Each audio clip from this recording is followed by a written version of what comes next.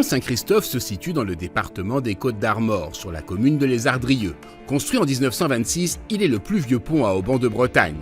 Chaque jour, plus de 13 000 véhicules et 600 poids lourds traversent le Trieux par son intermédiaire. Cet important trafic engendre des désordres sur la câblerie. Fin 2021, le département confie à l'entreprise Baudin-Châteauneuf la réhabilitation et la sécurisation de l'ouvrage. L'objet de notre marché, c'est le remplacement total de la suspension, donc de tous les câbles porteurs, à savoir 200 câbles. Là, on est réellement en période de préparation, donc à savoir toutes les études d'exécution, de méthode. On a un système où on va poser à l'amont, surtout nos câbles, et on les transférera à l'aval pour pouvoir les lancer. Actuellement, et l'objet de notre visite aujourd'hui, c'est la surveillance de l'ouvrage, donc des surveillances de rupture de fil, pour pas être sûr que le phénomène s'accentue. Là, on est dans la zone où les câbles sont le plus dégradés, où on a déjà 3 ruptures de fil sur ce câble. 8 ruptures sur celui-ci. Donc on surveille l'évolution des ruptures de fil pour voir si besoin des aménagements de circulation dans le cas d'augmentation du phénomène. Et aussi une surveillance de gonflement, donc potentiellement des ruptures internes de fil. Suivant des câbles identifiés comme celui-ci, le câble numéro D, on vient surveiller à un endroit assez précis l'évolution de la section du câble. 57-33. 56-64. Le Trieux est un fleuve long de 72 km se jetant dans la mer par un estuaire d'environ 18 km composé d'un patrimoine naturel bâti et maritime remarquable. Les importants travaux de préparation au pied des pylônes du pont Saint-Christophe se doivent ainsi d'être contrôlés afin de prévenir tout risque de pollution. C'est que l'environnement ça devient important, donc de plus en plus sur les chantiers on nous demande de faire divers prélèvements. Effectivement là c'est assez original, c'est la première fois qu'on fait ça, mais bon on va s'habituer quoi. Pour ce faire, les équipes de Baudin-Châteauneuf enfilent leurs bottes et partent récupérer des échantillons à 4 points différents de l'estuaire. Pour vérifier, pour être sûr que nos travaux n'ont pas d'impact sur la qualité du milieu, on fait des prélèvements en plusieurs points, 2 à proximité de l'ouvrage, un qui est à côté d'un site ostréicole et un beaucoup plus loin à 2 km.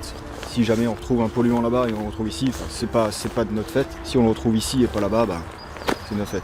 Au total, plus de 500 échantillons seront prélevés et analysés sur 6 mois, garantissant ainsi le respect de l'environnement durant les travaux.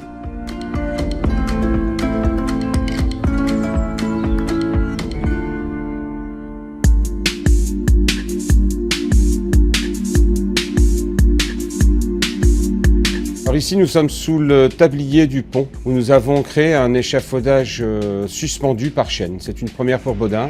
Alors ça représente un échafaudage de 10 mètres de large sur une longueur d'à peu près 120 mètres, 130 mètres. Nous mettons en assemblage les 5 poutres en suspension sur le vide, retenues par des palans. Quand nos poutres sont installées, nous lançons les plateaux jusqu'à mise en place du premier plateau, du plateau central et du plateau extérieur. Et de là, nous allongeons complètement nos plateaux.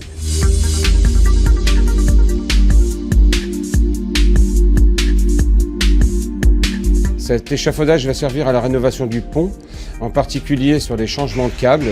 Et de plus, il y aura un entretien complet fait sous le tablier.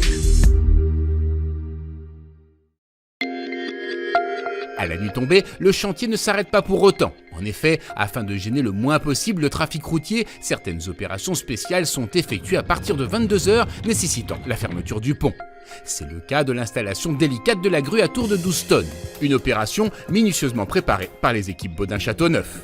On a déterminé le placement optimal de la grue de façon à limiter les descentes de charge sur l'ouvrage pour préserver l'ouvrage évidemment. On a commencé il y a bien 2 ou 3 semaines à planifier ce jour, puisque là on a eu une descente de charge sur un patin de 2 mètres par 2 de plus de 30 tonnes, relativement important. On applique un effort très important sur une surface très petite. C'est aussi pour ça qu'il a fallu préparer l'opération et positionner la grue avec le plus de précision possible. Donc la pose, on va la faire en contrebas de l'ouvrage à entre 10 et 15 mètres sous le niveau de la route. Cette grue va nous servir essentiellement à faire des approvisionnements sur le chantier, donc que ce soit les chargements des camions des anciens câbles ou le déchargement des camions des nouveaux câbles.